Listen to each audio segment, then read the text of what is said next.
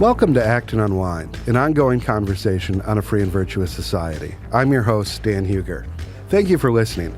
I want to ask that if you're listening to us on our website, that you navigate to the show notes for this episode to find a link to subscribe directly to Acton Unwind at Apple Podcasts, Google Podcasts, Spotify, or anywhere else you listen to find podcasts.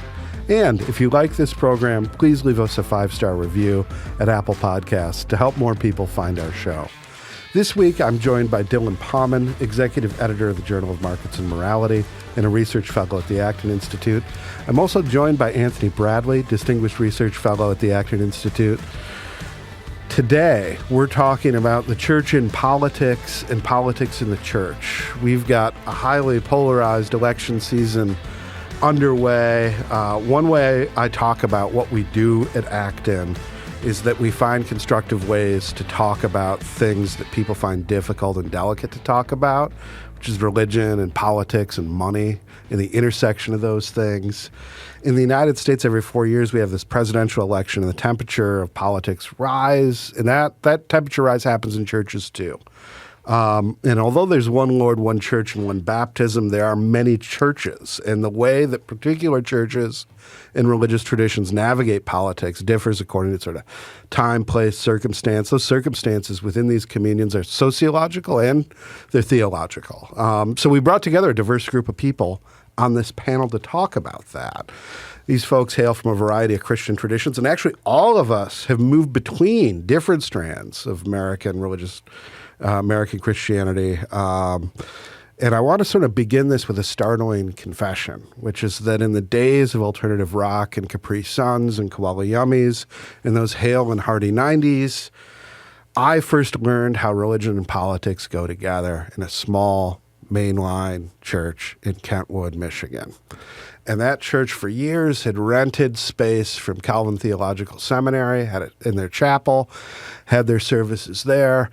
They finally got enough to build the building. They built it, and the mayor of that suburb at the time at Kentwood, Michigan, spoke at the first service of that church, welcoming that church to the community, telling them how much the community loved them, becoming part of the community and looked forward to working with them and integrating them into the neighborhood and introducing them to surrounding churches in the area. And he gave a brief sort of personal testimony of his own faith and religious background and wished the congregation well. Years later, maybe 1 or 2 years later, we had a congressman that represented what was then this district. It's changed numbers, it's changed shape, it changed a lot of things, but it was Congressman Vern Ehlers, who had long been a science professor at Calvin University, what was then Calvin College, before he entered Congress. And he came and he talked a little bit about his personal faith. He talked a little bit about faith in science as his background as a science professor. And then he transitioned into his work on science committees in the House and his role as a representative. And he basically said, listen, I'm here to represent everyone in this community, including this congregation. And it was a very upbeat, great sort of standard American civic religion. And at that time as a young man, I was kind of like, isn't there more to this? Can't we have a more robust political theology? Can't we have more committed, political engagement? And then now I look back at that time and I'm like, maybe that was as good as it got.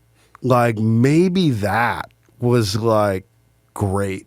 And maybe like the place we're in now is not so great. Because it seems to me that it's not so great. And I wanted to sort of open this up by sort of each of you kind of telling a story of, how was politics in the church when you were growing up? What does it look like in your religious communities today? What are there reasons to be concerned? Is there reason for hope? How can we sort of model in our communities a constructive civic engagement that, takes our duties as citizens seriously on the one hand, but on the other hand, doesn't degenerate into a sort of partisan sideshow? Yeah, so I grew up going to Calvary and Denominational Church here in town, and the pastor was Ed Dobson. Ed Dobson had worked for Jerry Falwell in the 80s. And I think when the church hired him, they were hoping to get like their own little Jerry Falwell. And I think very, to his credit, that was not who he was at all. So he would never preach politics from the pulpit. He would not tell people who to vote for. And there were people at the church that were upset about that. They wanted him to be outspoken and particularly pro-Republican, right-wing. And now, he did talk about issues. So he talked about abortion and why, Christians should be pro-life and that sort of thing. But the church also had, under him, outreach to people with HIV/AIDS in the early 90s. This was not a very popular cause, again, among conservative people, unfortunately. But he really, went against the grain because he just believed it was right. He believed it was what, Christ would do. And so that's a good example for me of like these things don't have to go together, at least not in that overt way. I mean, I think Christians should definitely allow their values to shape their political engagement. But I don't think that it's very helpful to have Christian ministers who might not have any relevant civic education in the first place to be telling people who to vote for.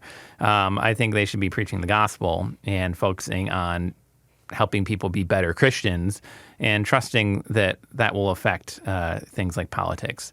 Since then, I've kind of bounced around to a few different churches as an adult, but 16 years ago, I settled on the Greek Orthodox Church.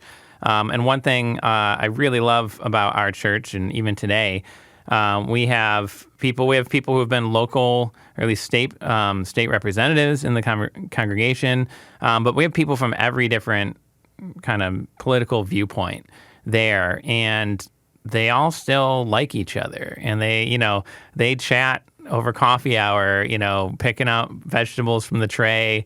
What do you think of this? And what do you think of that? Like they'll talk politics, but they do so in like a peaceful, respectful way because they know there's something greater in life that they share in common, right? It's their faith. And that's a wonderful example. I mean, that's something I'm so happy to be raising my kids in an environment like that it's not these kind of, fiery, politicized sort of sermons and discussions and all that. It's not that nobody has any strong opinions, but the faith really comes first. And because of that, we can be friends and we can have those civil conversations with people across the political aisles. So that's been my experience. I'm aware that's unfortunately a bit exceptional, maybe in both cases. But that's something that I probably would seek out as well anyway. So I kind of happened in both cases to end up in that sort of a church, but that's the kind of church that I want to be a part of. Anthony, what's been your experience?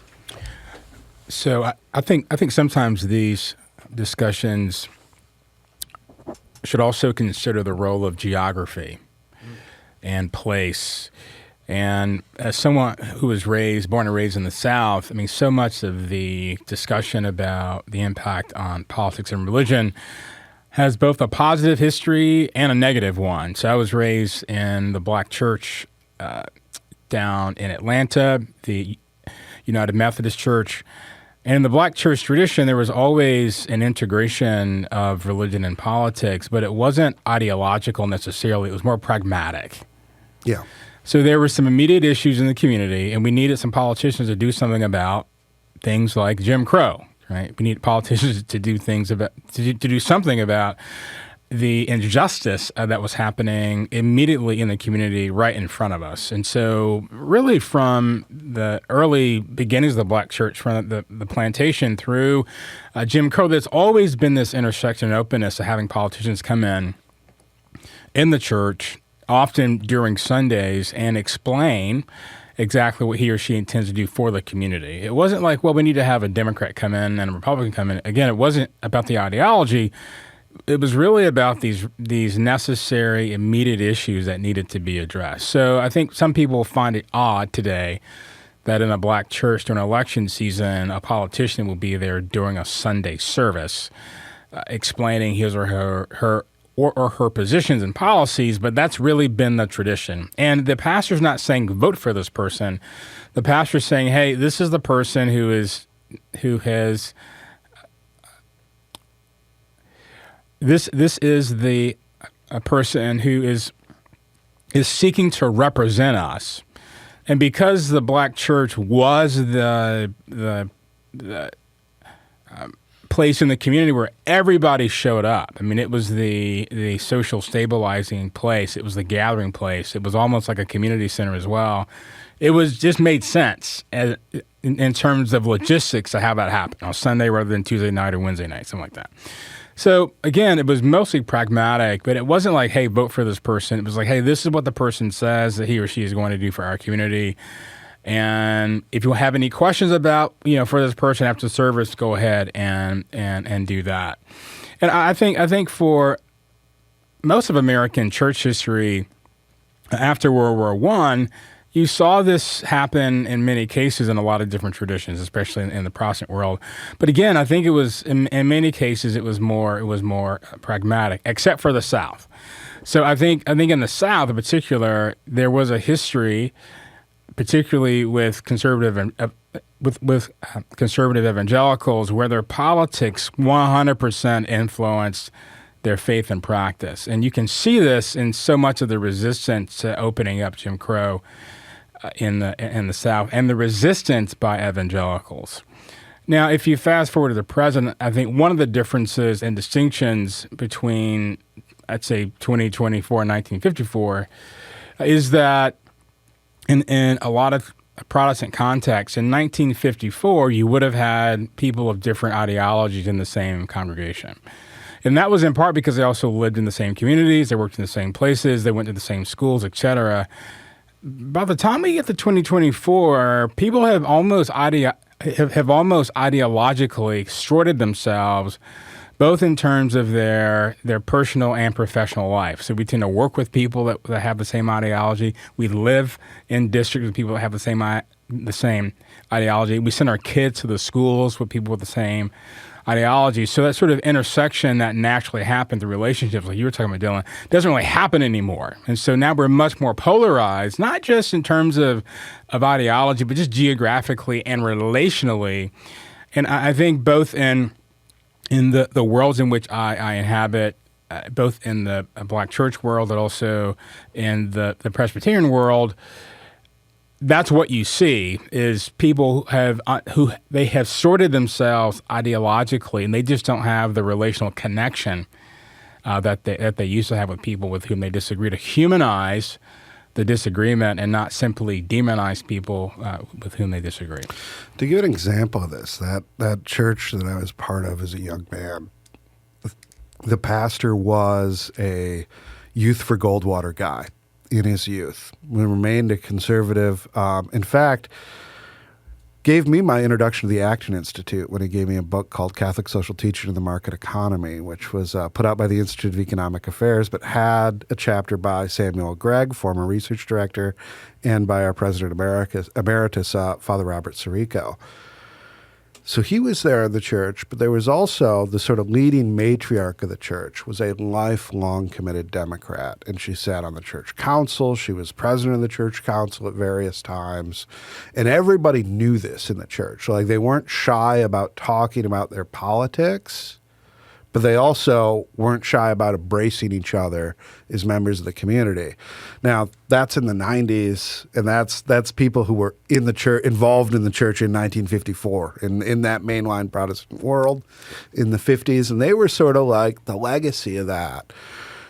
In the Catholic Church, which I was received into later in life, it's very much single-issue advocacy. The degree that it gets talked about a lot at all. There are a lot of churches that just avoid talking about politics. When they do, it tends to be a single issue. And when they talk about a single issue, it tends to be abortion.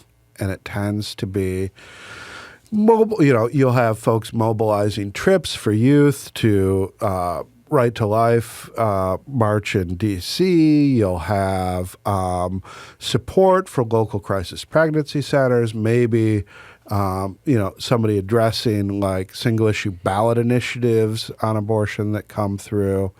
But then, it really varies. You don't get a lot of the candidate involvement that I saw in the, I've never seen, like I saw in that mainline Protestant church that I was a part of growing up. I've never seen a representative or a mayor invited to speak before a Catholic parish that I've been there for. It probably happens again, but I think in that mainline Protestant world, that's a much more common, much more comfortable thing because it's been part of the religious establishment, whereas the Catholic Church for many years was kind of looking out on the outside of mainstream American society. So yeah. So I did have an experience along these lines. This is really the only one, despite having, like I said, 2 state representatives in our congregation that I know of, probably more that I'm just ignorant of. But when Justin Amash was running, I believe 2010 was when he was first elected to Congress. So he's Orthodox, he's Palestinian, so he's part of the Antiochian Orthodox Church, but he's from Grand Rapids. And I remember him coming to our church one Sunday during coffee hour. So it wasn't, in the nave, wasn't after, during liturgy or anything like that, but it was during coffee hour. And it was just kind of a, hey, here's who I am, and I want to be your representative. So it kind of reminded me a bit of that kind of experience. It was a little weird to me, to be honest, because I hadn't experienced that before. But that was really the only occasion, so that would have been 14 years ago now, that I've encountered something like that. I think what's unique about the American Protestant world is that it's distinctly American. It's not just Protestant. And I think both on the Orthodox side and the Catholic side, there is much more interest and discussions about world Christianity, world issues. Yeah. Right. It's not about the American project. We're having discussions about Christian nationalism. I mean, the first Christian nationalists was the mainline Protestant church. I mean, that's what it was attempting to do. I mean, public schools in this country were essentially Protestant schools. That's why Catholic schools have their own schools, right? In fact, and they were very, very Protestant. And the Lutherans had their own school system as well, because in some communities they weren't welcome. And so there is this synergy. Actually, syncretism is what I want to use. There has always been a syncretism in American Protestant Christianity with the faith and the nation, and that's always been something that has corrupted, I think, so much of the church's public facing, and has made these issues more difficult, particularly today, when there is some advantage to being polarizing. Yeah. Right. There's actually some social cachet. There are real instances where you want to be polarizing. Right. People make money off of the polarization. You can build a brand off of being polarized. Right. And so that polarization has actually, unfortunately, its tentacles have corrupted so much of the Protestant project, both on the mainline side and also on the evangelical side, and that goes all the way back. I mean, we can, this would be an interesting discussion on its own, but we can look all the way back to the fundamentalist and modernist debate, and how that today is really expressing itself in terms of politics. I mean, that debate, that discussion, that division in the Protestant world never really ended. It's just being presented and expressed in different forms. And that was a battle for the mantle of Protestantism writ large. When you were talking about this sort of mainline Protestantism as a political project, I was thinking, I wrote a piece in Religion and Liberty on Acton and the Rambler a couple months ago. And in part of that piece, I went back and I looked at religious magazines in America and what they look like. And there's one interesting thing that I found was that the Christian Century, which is sort of the flagship magazine of liberal mainline Protestantism, was originally a Disciples of Christ magazine. It was a sectarian magazine for one of what became the Seven Sisters of mainline Protestantism that self-consciously rebranded itself as a Protestant writ large magazine to extend its influence and audience, and it was concerned, with social gospel. and with making American Protestantism the religion of the social gospel. And you look, when Christianity Today magazine is founded, it's sort of in response to that. And it grows out of some folks in the fundamentalist movement, some folks that are uneasy with the social gospel in more mainline environments. But again, the magazine seeks to assume that mantle of Protestantism writ large and to become the voice for it in an interesting way. In the Catholic Church, it's always been very different. And one of the ways it's been different is the big magazines in Catholicism historically have, either been run by religious orders, like America Magazine, run by the Jesuits, or you have magazines like Commonweal that were sort of like, these were editorial enterprises of lay people in a highly clerical church when they began. This is before the Second Vatican Council. And Commonweal, very much from its founding, and where Commonweal is today is a slightly different question, but from its founding, it was wanting a distinctly American Catholic identity and to be a voice for American Catholicism. And that was going to be a lay-led, it was going to be a different sort of Catholicism. Not that it was antithetical to Roman Catholicism, but that it wanted to be a voice for American Catholics in a way that these Protestant magazines had wanted to be a voice for American Protestantism or American Christianity writ large. And so here's the question. When you have something like that, when you have something that, it's something that's all of a sudden it takes on sort of a life of its own. It's outside of its churchly context and is contending to become the voice of American Catholics that's, actually not like the United States Conference of Catholic Bishops, but is like, some editors of a magazine. And when you have similar things in Christianity Today, in Christian Century, how does that interact with this polarization? Or Dylan, do you see anything like in the Orthodox world analogous to this sort of phenomena of an identity that somehow exists within the church, but also like sort of outside of it, in a real concrete, physical, between the glossy pages sort of way? So they didn't have glossy pages back then, but what's interesting, what's most American about American Orthodoxy is probably how unpolitical it is. I mean, you can find parishes and whatnot, but we still have like on our iconostases the two-headed eagle, which is a symbol of the symphonia between church and state in the Eastern Roman Empire, Byzantium, and then later in the Russian Empire. And I guess we have the benefit of both these empires not being existent anymore to kind of depoliticize some of that. But you have different dynamics over time. So in the context of empire, there's a really good book. Maybe I'll remember it later and we can drop a link. It's a very academic book, but it's called Globalization, Orthodox Christianity. And if I remember the author's name, I'll add it later. But he talked about how in an empire, the state actually looks to the religion to legitimize it.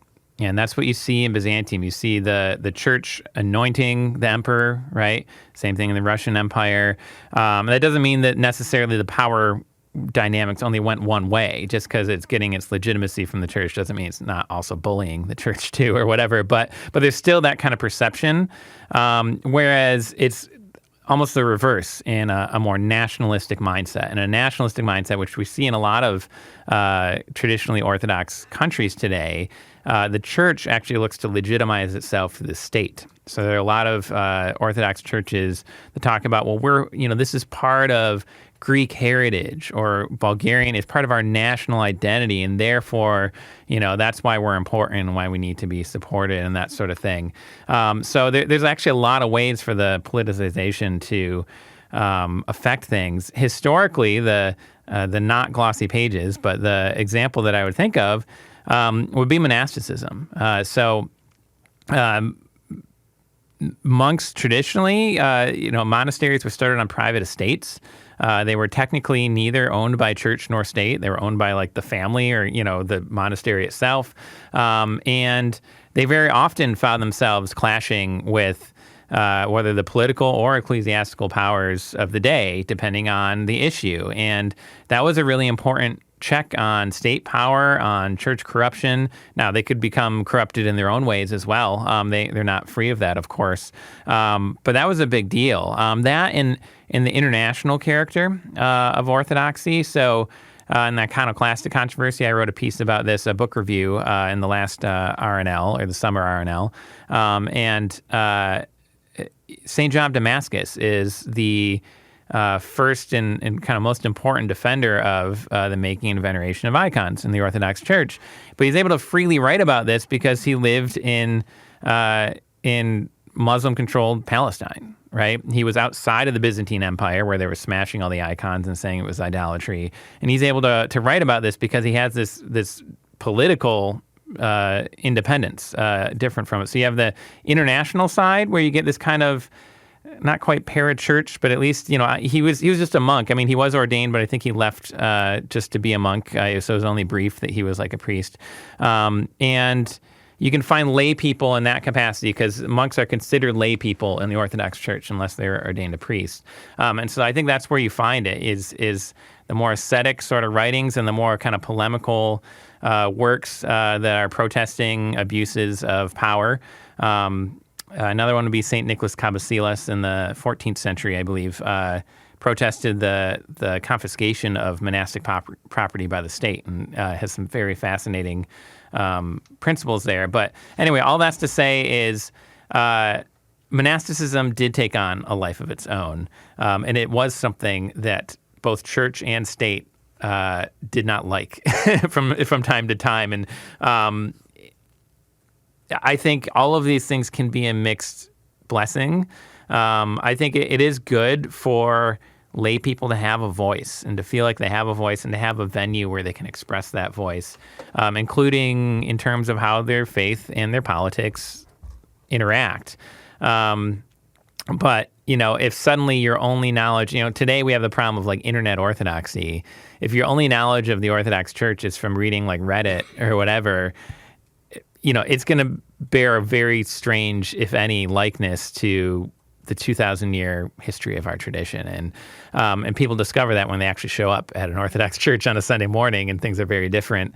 That's the best I can offer from our tradition. We have only a few different publications. We do have one, Fordham, their Orthodox Christian Studies Center has a magazine or blog called Public Orthodoxy, but that's mostly academics writing kind of popularized versions of their thoughts. But it tends to get political, or at least touch on political issues.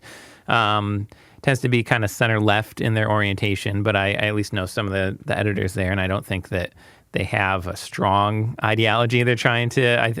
They've published people of differing perspectives, but that's kind of what we got. It's the best I can do. And Ancient Faith would be the other option, but that's actually a ministry of the Antiochian Orthodox Church, so it's not really that sort of parachurch thing. Yeah, so that's more churchly orientation.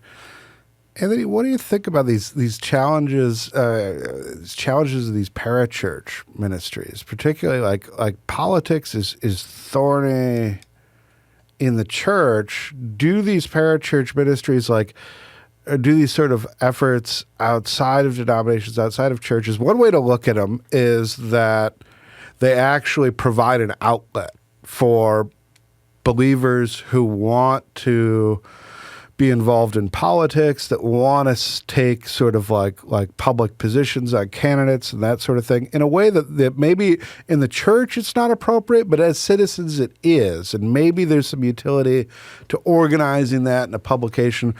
But then there's also downsides about that. A lot of people are worried about, the church's public witness, and they worry about, people see things online that, really give them the wrong impression about what's going on actually in a church on any given Sunday morning. What are your thoughts about that? There's a history to this that I think is really important. I mean, it's not just that you have these parachurch publications who are seeking to speak for certain parts of the church writ large. But there is still this sense that there's something special about America that we are seeking God's intervention in for the country. And again, I think it goes back to the American founding and the way the colonies were distinct in terms of different traditions. There's always been this interesting sense in American Christianity, but that there's something about America and God, and that the church needs to do something about bringing God to America and vice versa, right?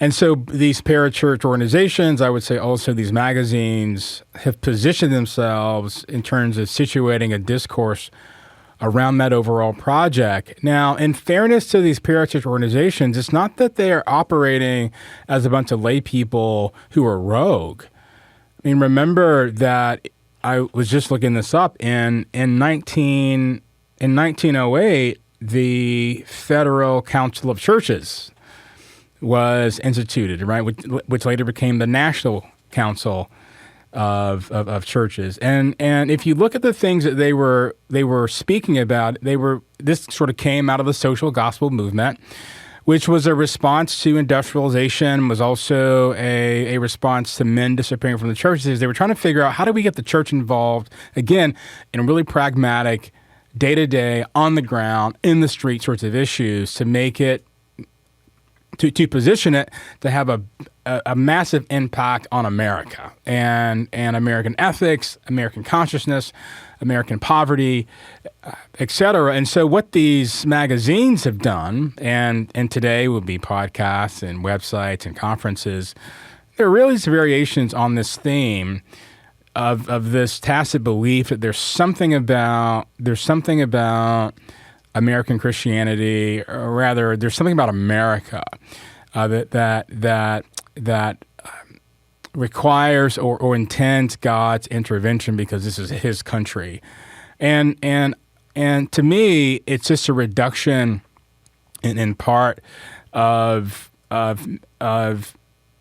thinking about Christianity only as an American project and not an international and eternal project, right? It's too imminent and not transcendent enough. And these magazines are simply, I think, variations on the sorts of things that we've seen with the World Council of Churches, the National Councils of Churches, the National Evangelical Association, et cetera, that are seeking to influence the country for the sake of their religious traditions.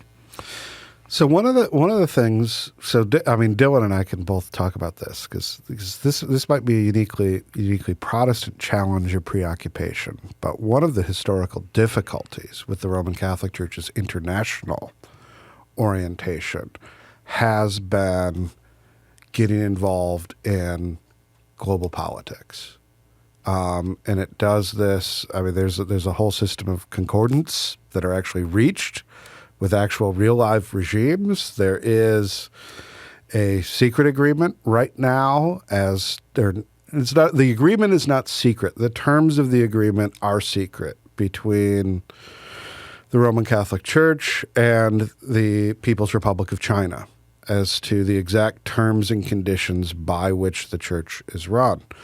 The Vatican City itself is the product of negotiations with Benito Mussolini and the restoration of papal sovereignty over a much diminished territory, over what had been the sort of medieval and early modern papal states.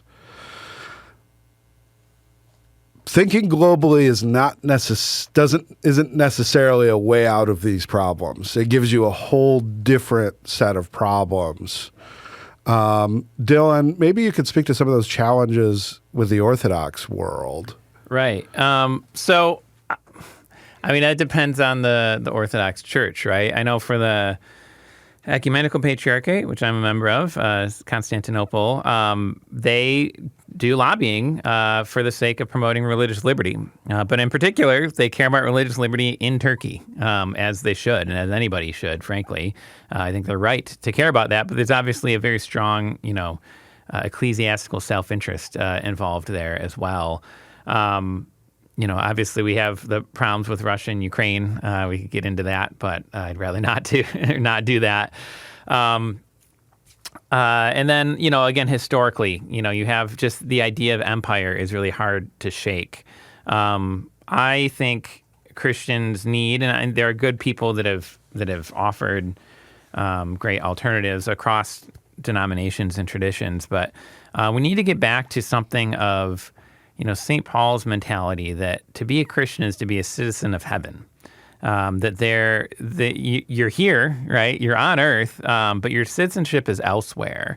Of course, St. Paul very famously appealed to his Roman citizenship in the book of Acts. So it's not like you ignore any of that stuff. God does care about the nations. We read in Revelation of every nation bringing their gifts into the New Jerusalem, right? So it's not to say that, our stance should be we don't care about America anymore. But we need to put that patriotism in its place, and our, theological, faith-informed stance towards it. And I really like the idea that churches should then be like embassies of the kingdom of heaven.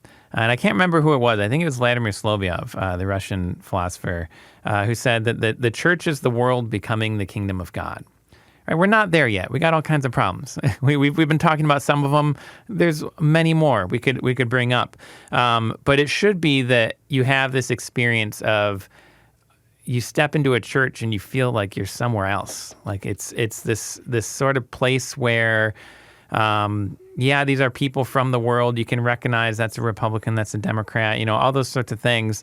But at the same time, there's something so much deeper and more important that is binding these people together.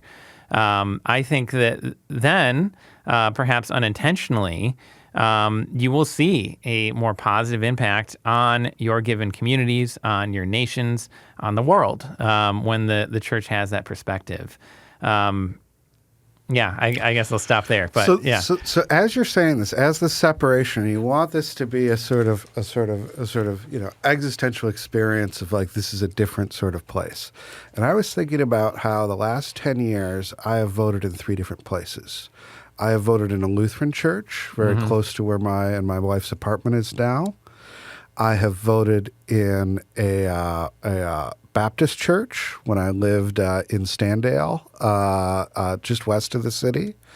And before that, I voted in a old school building attached to the old, recently closed St. James Parish on the west side. And so literally, like when I'm filling out the bubbles, I am either in a church or I am in a building adjoining the church that does religious education or did religious education.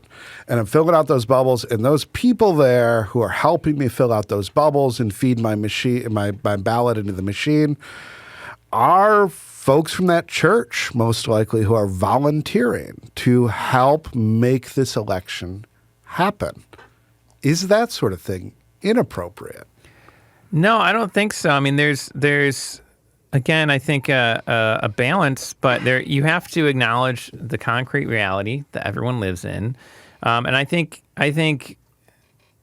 a good nation will understand that it needs a healthy religious and moral cultural base, that you can't just do it all with politics. And so that's why religious liberty is important. And frankly, there's just a practical matter. Churches have buildings, and you need some place that people can go, and ideally some place that is, somewhat politically neutral, right? My polling place is a Christian Reformed church, but my Greek Orthodox parish has been a polling place and might still be in the past. I don't live in that district or whatever, however it's segmented. But in my experience, going to vote, whether it's in a church or a school or something like that, I never get the sense of like, oh man, these people are going to be upset if I vote this way or that way, right? Like the people who are there genuinely are helpful, and just in the sense of like they want to help you be a good citizen and vote. And in that case, it is or at least should be, this ideal neutral ground, right? That if it really is this embassy of another world, another kingdom, then yeah, sure, you can do your voting there, right? That's like a place where everybody should be able to come, kind of put the baggage aside, stand in line peacefully, vote peacefully, help one another, and then you send them off and they get counted and whatever, So I don't really, that sort of thing doesn't bother me, because it's not that they're necessarily taking a side. And I mean, look, reality is messy. Like I said, there are issues that come up that, there are certain contexts in which you realize, okay, we have no choice. Jim Crow, as Anthony mentioned, is an example where like church communities, these people, they needed political advocates. There is a responsibility of the state, that only the state can provide the rule of law. The church, can be a substitute, but it's kind of a poor one. I think historically has kind of warped the nature of the church. The classic example would be after the fall of Rome in the West, where the bishops were kind of the only state or civil authorities left in a lot of places, and that was good. It was better than anarchy, right? But it led to a very different perception on the role of the church in terms of secular politics. And I don't think that's all been positive. So, I wish I could just, give you the clear 1, 2, 3, here's the categories, here's what you do, go do it. But at the end of the day, there's, a level of just situational prudence that you can't get away from. So there's some post-liberals that we don't usually talk about at the Acton Institute when we talk about post-liberals. And these are the sort of John Milbank folks. These are the sort of folks that William Kavanaugh is a Catholic instantiation of this. Rod Dreher might be an Orthodox version. Yeah, I mean, I don't know if you can be the agent of a government and still hold the sort of position. Used to be. Yeah. But you've got people like Milbank, you've got people like Kavanaugh, you've got people like Stanley Hauerwas, who make an argument that the church should be a sort of counterpolis, and that the church should not be a neutral space in which politics as we practice it happens, but it be a sort of alternative to politics. And that's so you see of this in the Anabaptist tradition. You have Catholic anarchists like Ivan Illich is one of these folks. This is a vision that I was quite taken with as a young man, and I was sort of like, you know what, like, the world could be a different place, but we need to radically sort of recenter our lives on the church and leave all this statecraft and all this politics behind. What do you say to folks like that? What do you say to those sorts of critiques that are that sort of reject politics as such? Well, I think there's a place for it.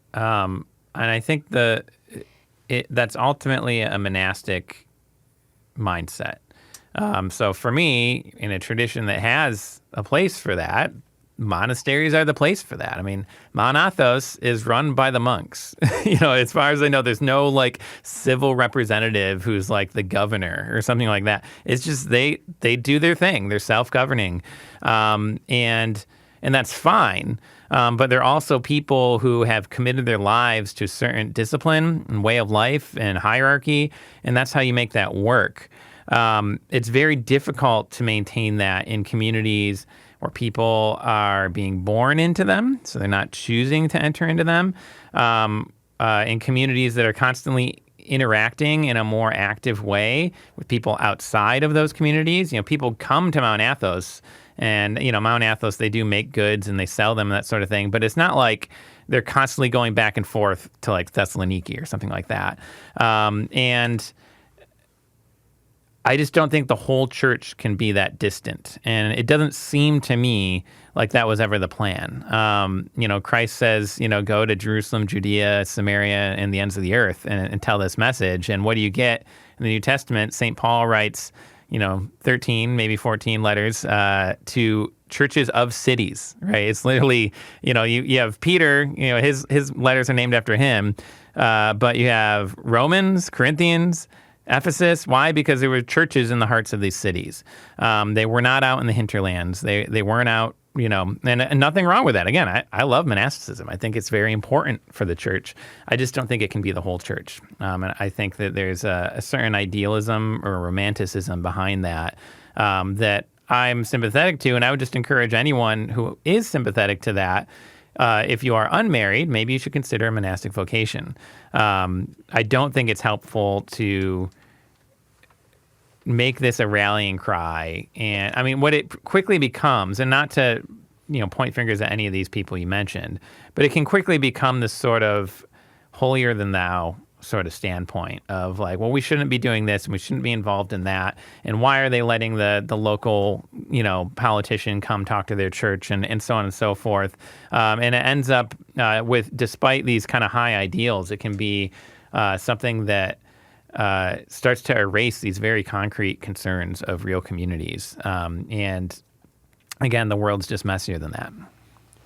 What I find particularly interesting about this line of reasoning is that those who tend to advocate for that are typically upper middle class people who don't need politicians to intervene in their lives. I've never, ever in my life anywhere in the world heard Christians coming out of poverty or living in poverty say anything like this. That's right.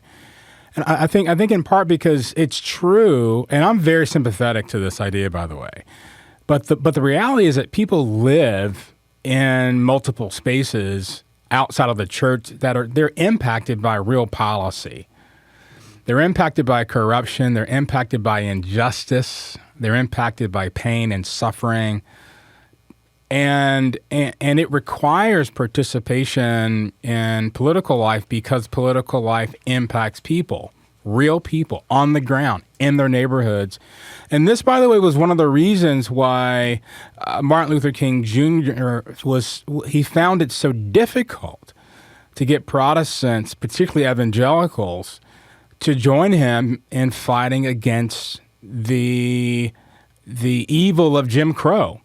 Because so many people say, well, it really isn't a Christian's place to get involved in politics. But the issue is it's politics that are actually destroying the people. So we have to care about politics. So what's really fascinating in that history is that when King issued this clarion call for people, for different church traditions to come in and to help for the cause of freedom and justice because policies were undermining people, it was the Greek Orthodox who showed up, right? Because they understand what it means historically to be marginalized, and they had experienced that as well. And there's this really awesome a picture on the cover of Life magazine, right? And it sort of depicts this. And so this idea that it's somehow anathema to sort of be involved in politics just simply isn't reality or prudent or pragmatic unless you're wealthy, because you don't really need it. And so to me, I tend to see the same sorts of people in the same education class and economic class saying, no, we don't really need the church to get involved in these issues. And for the people that actually do need intervention, outside intervention, external intervention, I would say it's imperative. And that, well, I'll finish this thought. It's imperative that Christians get involved in these issues. It may not need to be in the name of the organized church, but Christians in their local communities, in the name of Christ, need to be involved in political and social issues because this world belongs to Christ.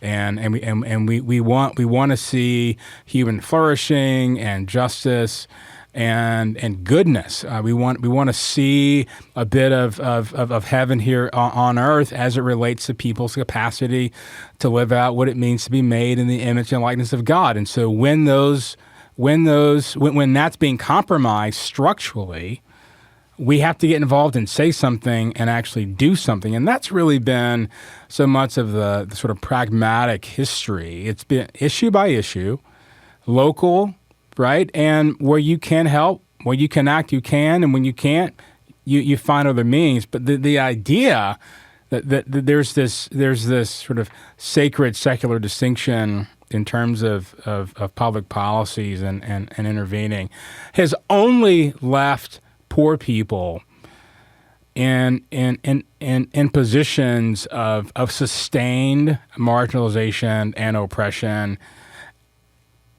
both as it relates to African Americans in this country, but also lower class whites in Appalachia. I would add to that. There's the positive side. There's all kinds of negatives that people know about and could talk about in terms of church and state in ancient Rome.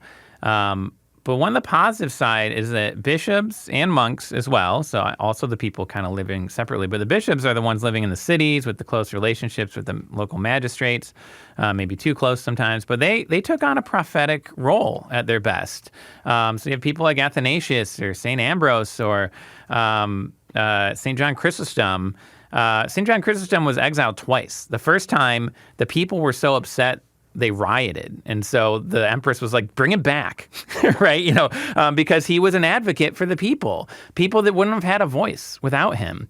And so there is a role for the church there to do that. That's a very hard line to walk. And it's gonna, look to some people like, oh, you're politicizing things. And maybe, and that's certainly a temptation. Some people do just fall into that.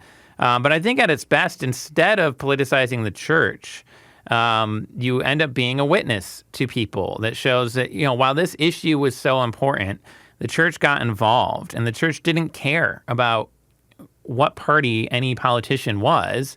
They cared about who was actually going to do the right thing. And they let their voice be heard because somebody needed that megaphone of that church leadership to speak the truth.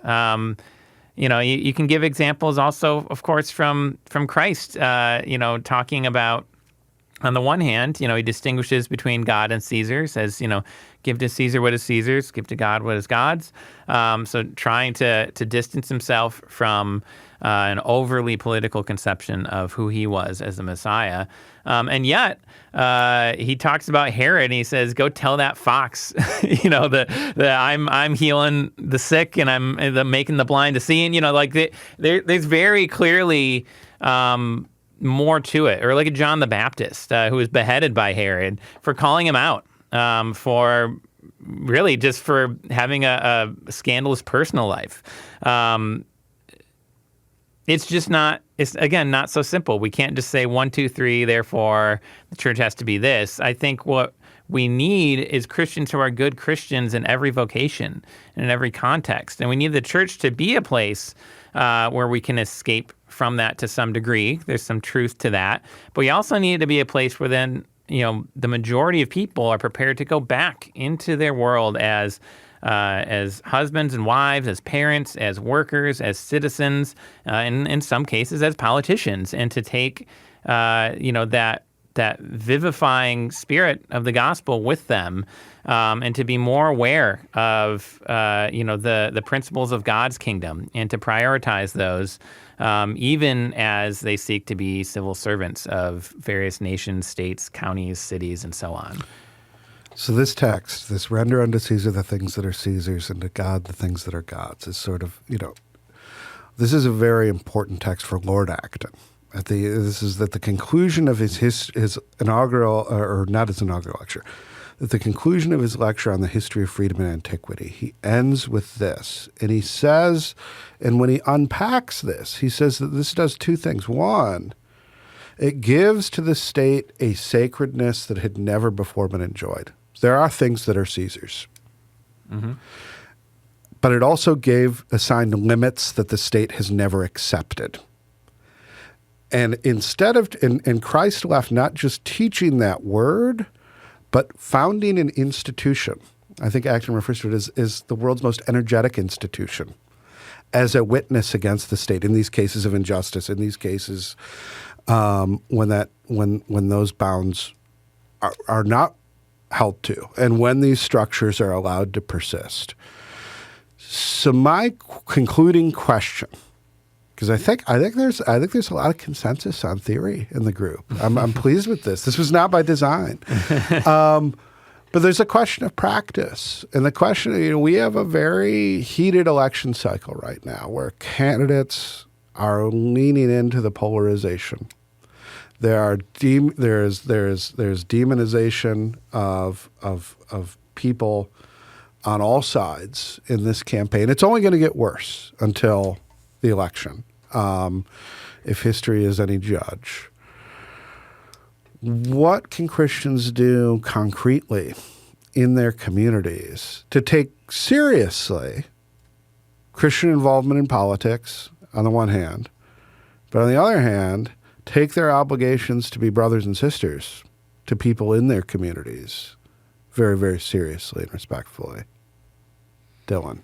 I mean, I think, it might be minimal, but to me, things have gotten so polarized that just being able to take a step back and value and cultivate friendships you have with people who do not politically align with you, and to give them your time. I mean, go watch, we were talking about the Lions are playing Monday Night Football tonight. Like, go to those friend football gatherings that really are not about politics, and be there and be a Christian who is there, right? You don't have to, people do that in a lot of different ways. It doesn't mean you have to have tracts that you're handing out to your friends or something like that, but just be there and exude the fruits of the Spirit.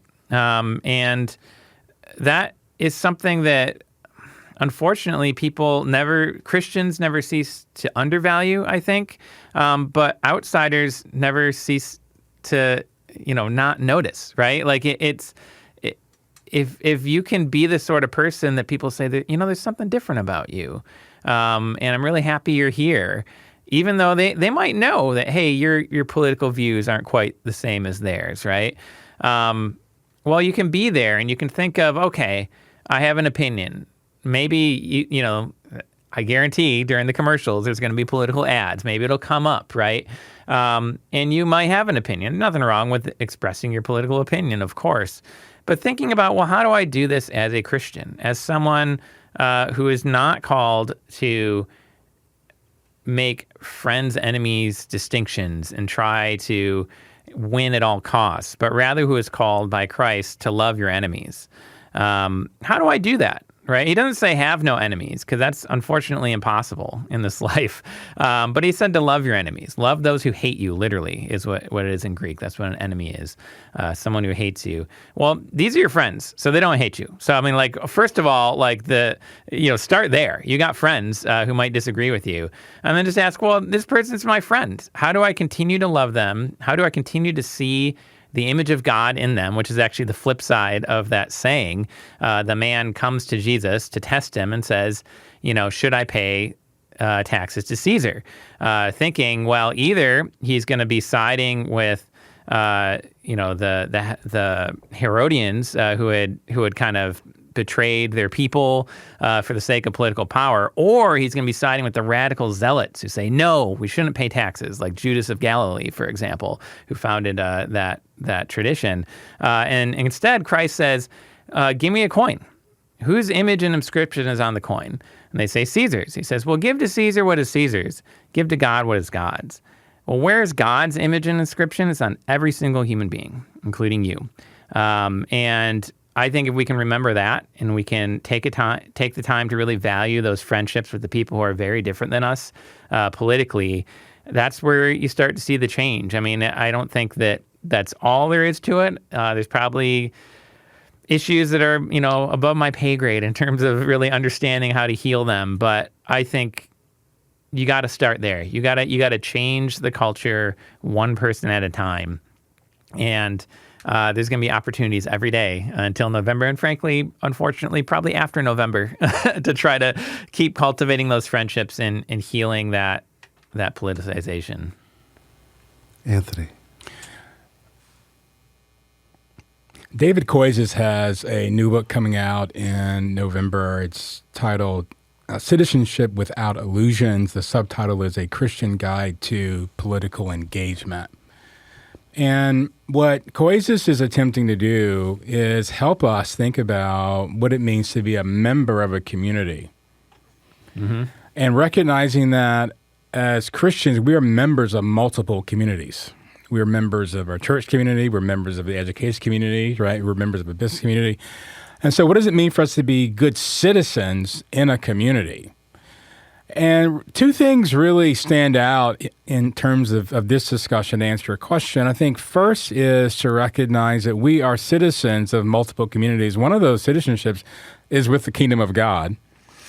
And so as citizens in the kingdom of God, our perspective on these things, on these issues, is so much more broad than this election or the next election. We're sort of thinking internationally, we're thinking eternally. And so we recognize that at least theologically, I would say Christians have an advantage of recognizing God's sovereignty and control over all of creation for all of human history. And so they can relax and not in some cases catastrophize about any election.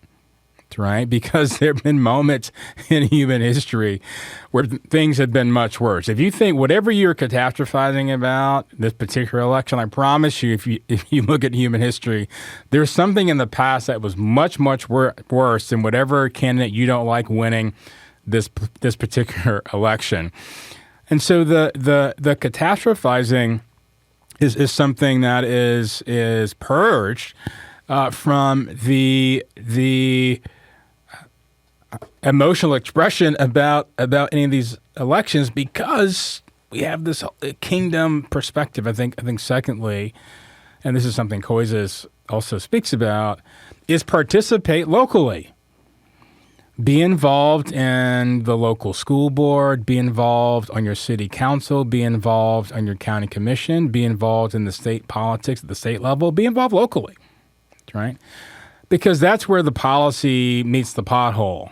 And in some cases, if you live in towns like Grand Rapids, literally the pothole. Right.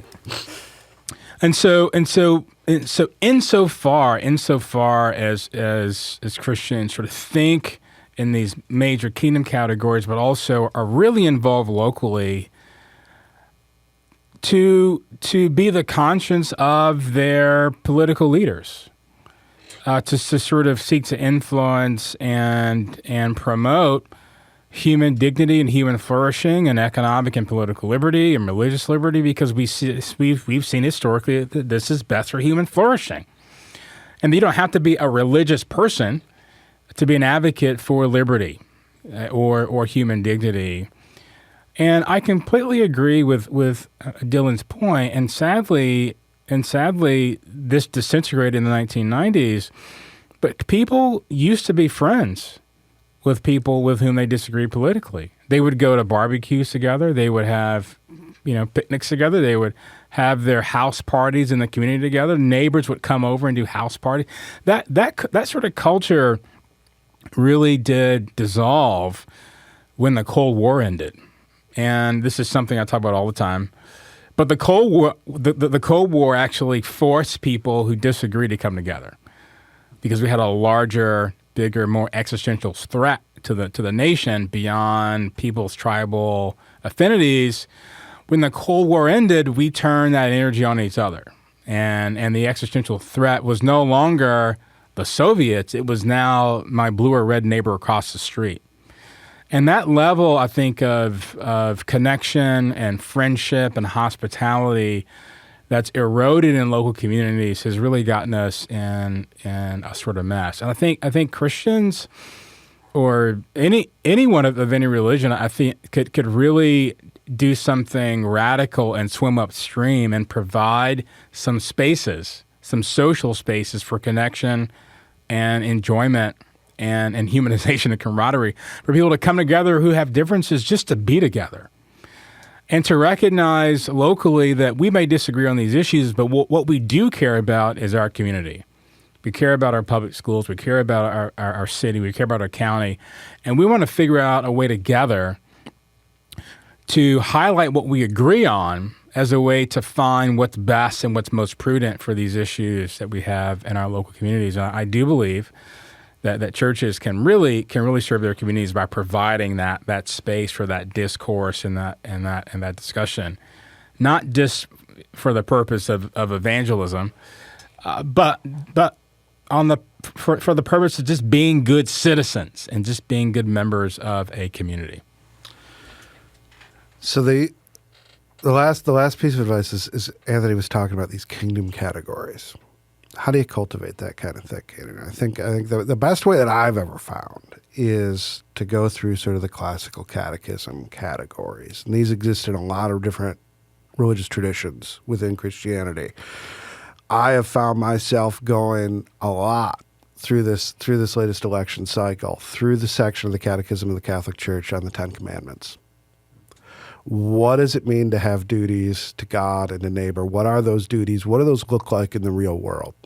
Heidelberg Catechism is a great place for Reformed folks to look. Luther's Small Catechism and explanations that are great places for Lutheran people to look. Your tradition's got one. Yep. These are around. More than one. Those 10 Commandments, think through those. Those Apostles' Creed, think through what you believe. Think where you're going to ground. And then take into you in the world, meditating in the forefront of your mind, what? The Lord's Prayer. What the Lord taught us to desire, to want in our lives and in the world. Let's call it a wrap there. Thank you for listening to Acton Unwind. If you're listening to this podcast on our website, please look at the show notes for a link to where you can subscribe directly to Acton Unwind, or just search Acton Unwind on your favorite podcast app. Also, please rate and review us on Apple Podcasts, 5-star reviews only, so that more people can find the program. Thanks to Anthony, thanks to Dylan. For the Acton Institute, I'm Dan Huger. We will see you again soon. This is no longer a regular weekly podcast, but we're hoping to bring in the future a lot of these roundtable discussions with people at Acton, having conversations, unpacking these ideas, thinking about, how do we bring this theological lens? How do we bring these social science to bear on questions? How do we bring all this in a holistic, very human way, informed by the people that God created us as, in the world as He created it? Thank you all for listening.